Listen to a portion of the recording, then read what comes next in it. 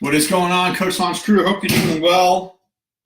Well on this beautiful Monday morning. If you could see out this window right now, you will see we had a storm come through last night, and a third of the tree is down in the yard, just completely ripped. A third of it just ripped in a third, right down the center of the tree. So that's what we're dealing with here. Johnny, what's going on, brother? Cindy, how are you?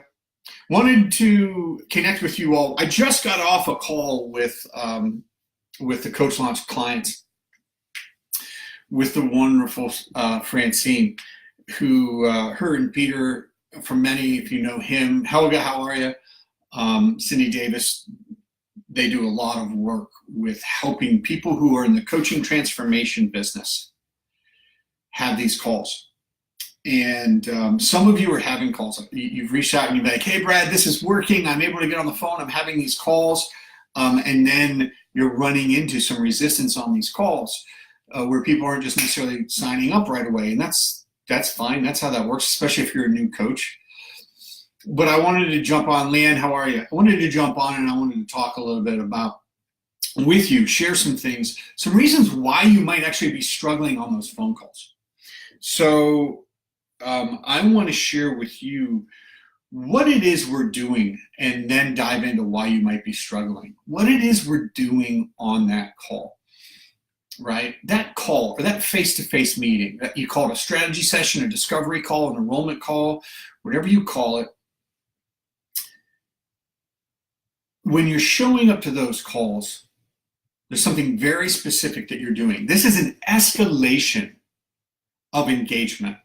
You've got inside their head and their heart, you put your content out there, your messaging out there over and over again. People are resonating with it. They're saying, oh, he totally gets me, or oh, she totally gets me. And then you raise the level of engagement by starting a short conversation, asking them those questions. We've talked all about this before in the units. When you get on the phone, that is the height of engagement that you have with a potential client before they actually become your client. Does that make sense? This is it. After this, for them to engage with you more, they need to actually be your client. For them to get the long-term help they're wanting and desiring for the transformation of their life, or the transformation of their family, or the transformation of their business, excuse me as I crack my neck, they need to be working with you. So this is a critical call. Hey, Lenita, good afternoon. The enrollment call, the discovery call, the strategy session call is critical, right? You're getting on the phone and you've got some more questions and you need to follow a guideline of the questions. I used to get on and I'm like, oh, I'll just become friends with them. I'll relate with them so much that they'll just want to work with me. And then that didn't work. So I thought to myself, well, I'll get on the call and I'll just coach them. I'll coach them so well. I'll help solve their problems so well within an hour, or what ends up being 3 hours, that they'll just feel like they have to hire me. Well, that doesn't work either, because they end up feeling like, well, my problems are solved. And they're not. The problems aren't solved. I can almost guarantee you the next day or 3 days later, they're in the same spot they were. They've had broken patterns or limiting beliefs for most of their life around the thing they want to change, and those don't go away in one phone call. It takes continual implementation, coaching, accountability, adjustments. So they need to work with you. So this call is really important, and you need to be asking the right questions. But here's what we're trying to do on the call. We're trying to figure out 3 things. Can I help this person? What's their problem? Can I help them? Do they have a better chance of success with my help as opposed to without? And do I want to work with this person? If the answer is yes to all 3 of those things, congratulations. Now you've got somebody that you actually do need to help out a little bit. The reason why they haven't been able to make the changes they wanted to make so far in their life is either because of broken patterns or limiting beliefs that are holding them back. Those are all based on fears. And guess what? When they get on the phone with you, those fears actually heighten as opposed to lessen. Why? Because they know they're one decision away from a change for their entire life. But they don't know what that looks like, and so they're scared to death. They're scared to death. And they're going to tell you it's about the money, but it's not. On the rare occasion it is. Listen, people use credit cards to pay for 5 vacations, a $500 pair of shoes, their daughter's prom dress. Why wouldn't they use a credit card if they needed to have better health,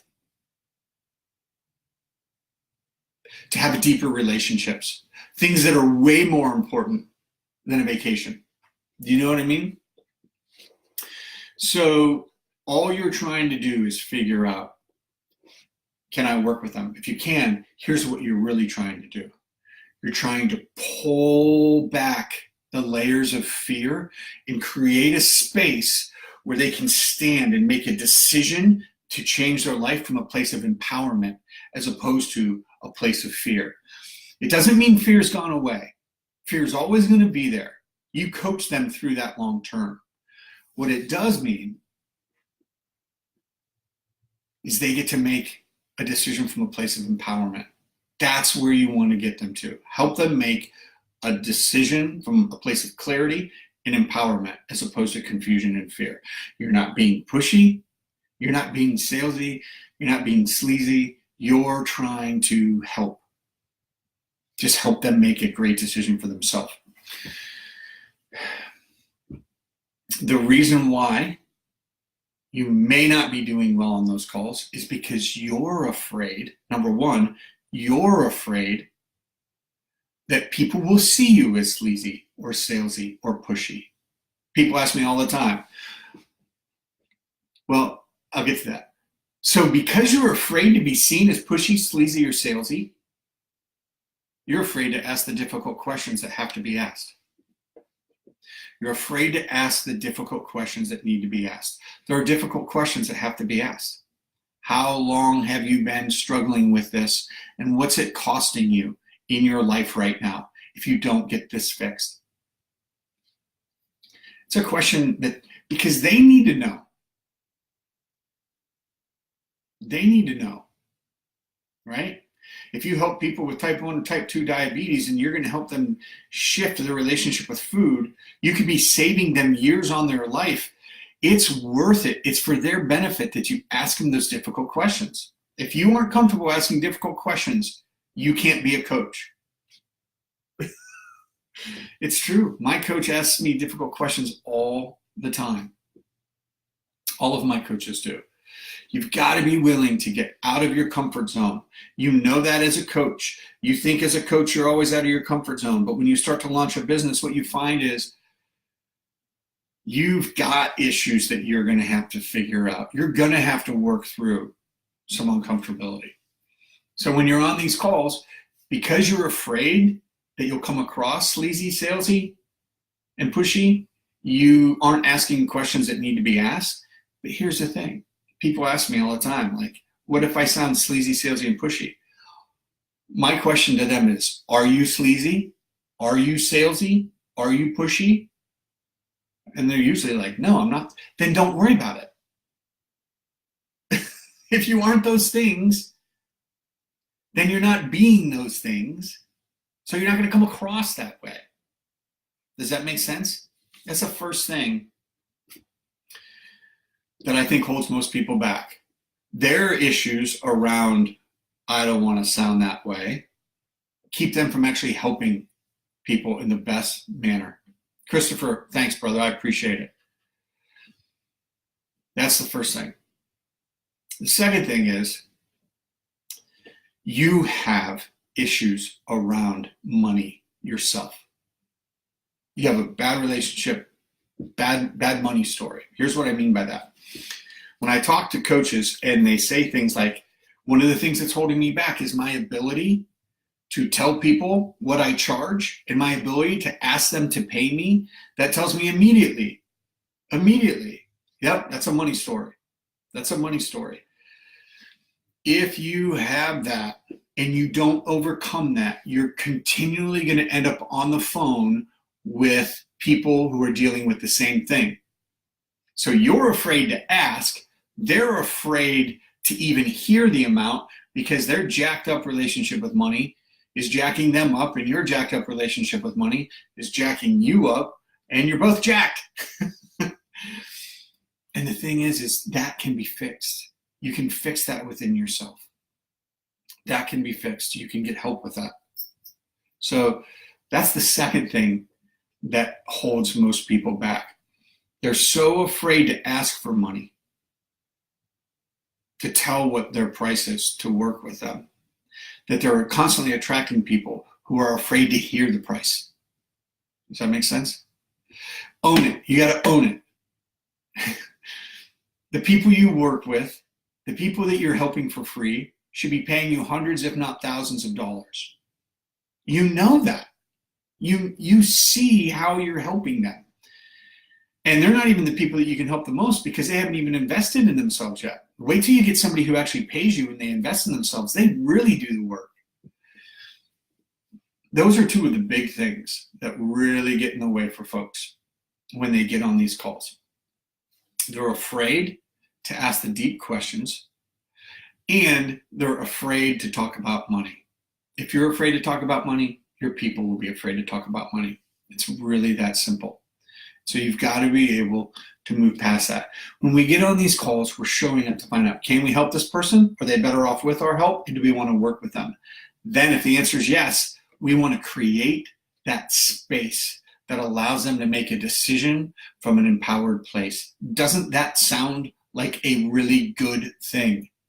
Doesn't it sound like a really good thing to help somebody make a decision from a place of empowerment instead of fear? That is priceless. You can't put a price on that. And it's a good thing because you're not charging for that call. This is your enrollment call discovery call. But if you can help somebody take that leap to get the coaching they need and make the change in their life that is going to transform their life, it's brilliant. It's a beautiful place to be as a coach. You're all wonderful. You're all awesome. Keep it up. I'm going to try to bring Peter Fermeni into here, and we're going to talk about this in greater depth, talk about what it's like helping somebody weave through and make that decision from a place of empowerment.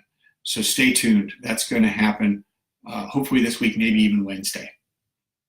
Love to love you.